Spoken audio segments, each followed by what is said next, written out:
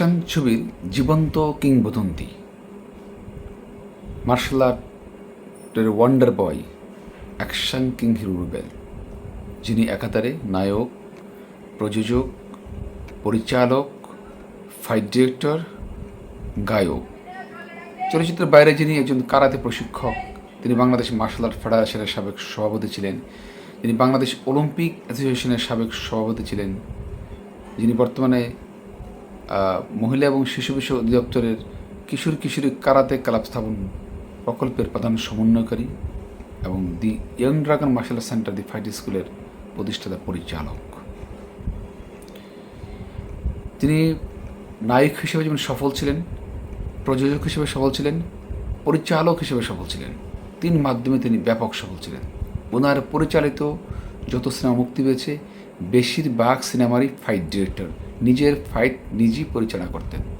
ওনার নিজস্ব fighting group দি action warriors নামে একটি ফাইটিং গ্রুপ আছে, যে ফাইটিং গ্রুপের মাধ্যমে উনি এই মারামারি বা কারাতে যেই অ্যাকশনগুলো হয়ে থাকে সেগুলো পরিচালনা করে থাকেন। আমরা জানি যে সেখানে সবসময় আমরা ডেনিস রেগের পর ইলিয়াস কোবরা চিতাকে দেখতে পেতাম, বিশেষ করে মার্শাল আর্ট দুমি অ্যাকশনগুলোর জন্য থমথমে বিরাজ করতো পরিবেশ তখনকার সিনেমা হলগুলো। রুবেল মানি অন্যরকম একটা বিষয়। রুবেল মানি ওয়ান ম্যান শো, রুবেল মানি সিট থেকে দাঁড়িয়ে সিনেমা দেখা। রুবেল মানে 3 দিন বাংলা সিনেমা হাউসফুল। রুবেলের সিনেমা 3 দিন চলতো, একটানা 3 দিন।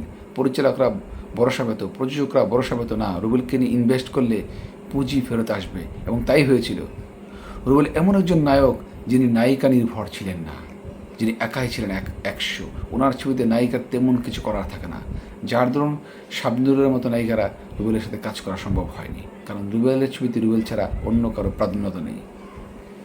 বিপ্লব ছবির কথা বলেন, রুবেল একাই ওয়ান ম্যান শো। বিক্রম সিনেমাতে ইলিয়াস কাঞ্চন ছিল, রুবেল বিক্রম নাম ভূমিকা অভিনয় করে। এজারানা পরিচালিত মানুষ ছবিতে মান্না ছিল, রুবেল মানুষ নাম ভূমিকা অভিনয় করে।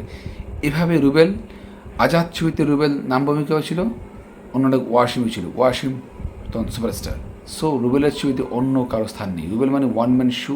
তার ছবিতে তার বাহাদুর দেখবে, তার অ্যাকশন দেখবে, দর্শকের মধ্যে এক ধরনের মানে অস্থিরতা, এক ধরনের ভালো লাগা, এক ধরনের ইমোশনাল কাজ করে রুবেলকে দেখার জন্য।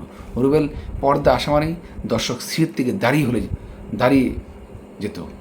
যারা 90 দশকের দর্শক ছিলেন তারা অবশ্যই এই ভিডিও দেখে বুঝতে পারবেন রুবেল কতটুকু জনপ্রিয় নায়কের কাতারে ছিল। বিটিভিতে আমরা প্রতি সপ্তাহে অপেক্ষা ছিলাম যে রুবেল সাহেবের ছবি কখন আসবে। যখন আসতো তখন তো কথাই নেই, বিদ্যুৎ ছিল না, সেই বুঝতে পারছেন ব্যাটারি ভাড়া করে সাদা কালো টিভিতে নায়ক রুবেলের সিনেমা দেখতাম। সুতরাং রুবেল একাই 100, Rubel one man show, Rubel অপ্রতিদ্বন্দ্বী অ্যাকশন হিরো। রুবেলের সাথে কারো তুলনা দেওয়া সম্ভব না। প্রত্যেকটি হিরোরই অবশ্যই সক্রিয়তার নিজস্ব গুণ থাকে, কিন্তু রুবেলের সাথে কারো তুলনা দেওয়া সম্ভব না। রুবেল বেঁচে থাকবে 90 দশক থেকে বহু শ্রেণী দর্শকদের মাঝে, তাদের অন্তরে, তাদের ভালোবাসার মাধ্যমে।